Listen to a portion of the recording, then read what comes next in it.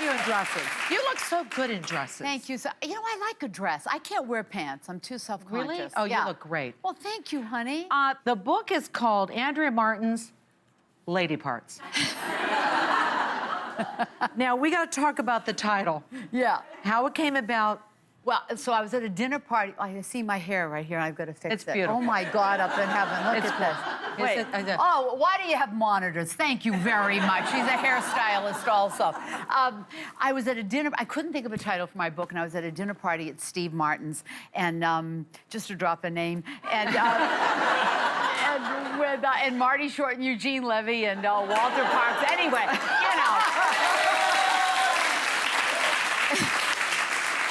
And I couldn't think of the title for the book, and then all of a sudden, I'm going to say, I know you're going to just play do it. And Steve Martin said, I have a title for your book, Perky Tits, he called it. I said, my God, really? Why would you think that? Well, it talks about your past. And I thought, what? How does he know about my perky tits? Did he? I never showed him. I showed other people in the 70s.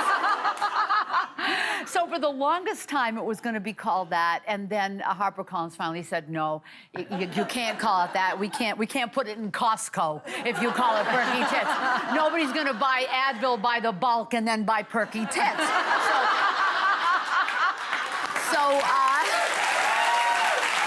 That's how funny the book is. So then I literally couldn't think of a title, and so I called Nathan Lane, who's oh, now I'm just dropping crazy amount of names. This isn't, literally, those are the only famous people that I know. And Nathan gave me a whole list of names, and one of them was Andrea Martin's Lady Parts, and I thought it was funny, and perfect. So there it is. Yeah, I think it's good. It's perfect. Yeah. Now, what have your famous friends said since you named them? So, what have they said about your book? Because I know... I have to read it. Oh. What do you mean? What, no, a blurb? No, have they read your book? Some of your famous friends read the book, and what have they said? I'm they contributed. Can I read what Tina... Look, I got new contacts yesterday, and they gave me these glasses that cost 67 cents at Walgreens. Oh, you're going crazy. They couldn't be less hip. Here's what Tina Fey wrote, I have loved Andrea Martin from afar for many years, but now after reading this funny and heroically honest book, I would like to take things to the next level and marry her. That's what... I love it. Now, this is a great read, and I have to tell you, because I've known you for a while. It was so generous of you to email me last night to say that. It was so sweet. Listen, I felt like I've been with you for the last couple of weeks, because when I'm reading this, I can hear your voice. Oh. And that's so good. And Tina's in this because you missed an opportunity, because you were busy, to be her mom on 30 Rock. Yeah. You mentioned that. Yes, I did. And she mentioned you in her book. Yes, she did, yes. And it boosted my self-esteem for 1 minute. You know how I had to write the book? It's interesting you should bring that up. You know, I'd never written before. It was sketches, but never a book. This is an unwieldy dress I have to keep. It's like it's alive. What the hell? All right. And I had to imagine, when I was writing the book, I had to imagine actually reading it aloud. So every time I'd write a story, I would have to stand up in my living room and pretend there was an audience there. That's why it took me so long. And read it out loud. And then I could tell by hearing it what the connection was. Sure. But that's how I had to write it. Well, I tell you, performer, I guess. Your voice is in there, and sketches are in there, and comments from people are in there. How did your two sons react to this book? Yeah, so I waited to the last possible minute to give them the book. And this book was a collection of autobiographical essays. And so as I was writing them, they were supposed to be humorous, but as I was writing them, I was realizing there's obviously more than just humor. And so there was oh gosh, I don't even know if I should. There was a section actually on bulimia that I had struggled with for a long time in my life. And my boys didn't know about it because they were very little. And I started writing about it, and then I thought, this isn't appropriate for this book. It's not a confessional. And I sent it to my editor. He said, I think you should put it in.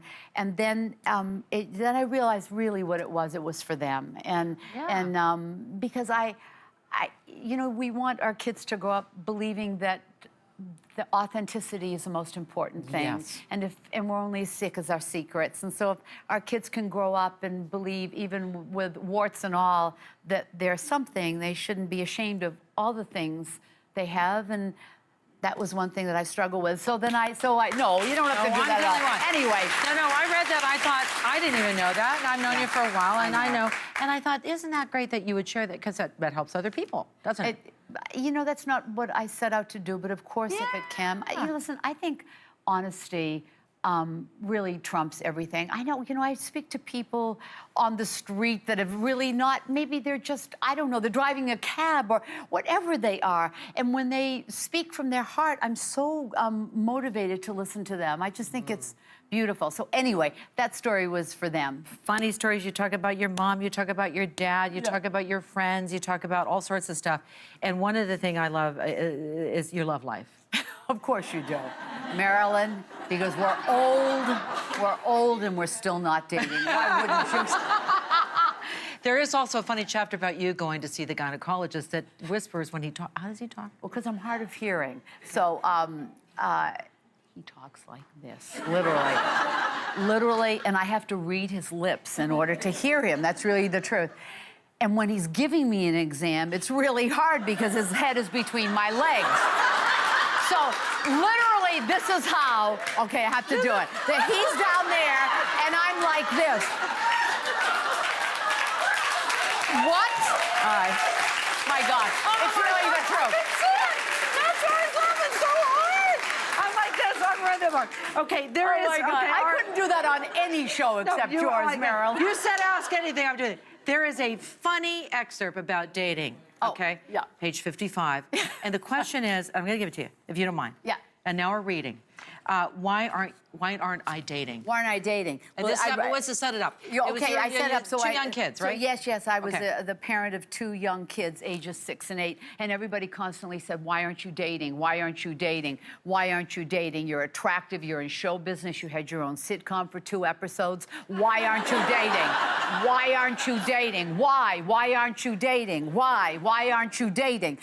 And then one morning, frustrated at the barrage of questioning, I sat down and I wrote this. And it has to be read like a rant, which is how I felt when I wrote it. Why aren't I dating? Why aren't I dating? Here's a typical day in my life. You be the judge. I get up at 5 a.m. I pour myself a cup of coffee, which is set to brew the night before at 4:45. I listen to my Deepak Chopra tape to release the powers of creativity and compassion within me. I open my chakras. I bless my toaster. I bless my ex-husband because if I don't, the resentment will kill me. I breathe. I try on my jeans. I take off my jeans. I drink another cup of coffee. I walk around the block for a half an hour. I lift a couple of weights. I get the kids up, make the kids breakfast, help them with their homework, which they should have done the night before. But I let them watch 4 hours of television instead because I'm a single parent and I'm guilt-ridden. I bluff my way through U.S. history. I lie and say that Florida was one of the original colonies. I don't know. I never knew. Mom, Florida isn't one of the original colonies. What's the point of learning anything if you forget it when you're old? Just suck back those Fruit Loops, I say. We're leaving in 10 minutes. And call your father if you want to know about history. Ask him about the date he left me.